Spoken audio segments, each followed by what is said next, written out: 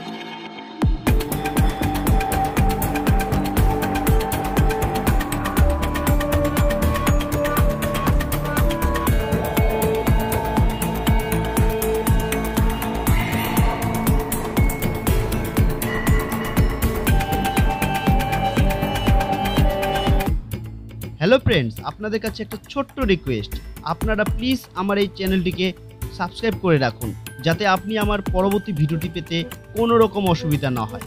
আর হ্যাঁ, আপনারা অবশ্যই জানান আপনি কোন বিধানসভার অন্তর্গত এবং কোন দলকে সাপোর্ট করেন, জানান আমার কমেন্ট বক্সে।